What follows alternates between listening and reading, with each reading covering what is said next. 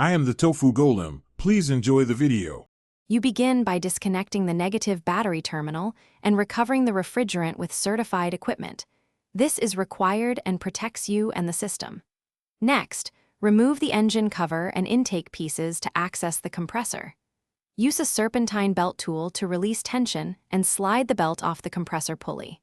Once the belt is off, unbolt electrical connectors and the clutch connector so you can reach mounting bolts. Keep bolts organized and note bracket locations for reassembly. With lines supported, carefully loosen the service port fittings and remove the compressor-to-line bolts. Avoid kinking hoses. Unbolt the compressor mounting bolts in a crisscross order to relieve stress evenly, then lower the unit while checking for hidden brackets or connectors.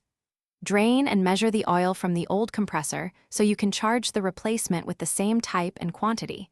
Mismatched oil causes clutch and lubrication failures. Inspect O-rings and replace them. Lubricate new rings with a little PAG oil before. Position the new compressor, hand start bolts, then torque them to factory specs while ensuring alignment. Reconnect electrical connectors and the clutch harness.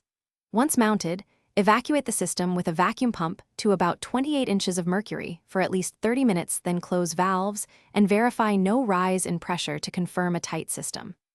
Charge with the specified refrigerant amount and oil.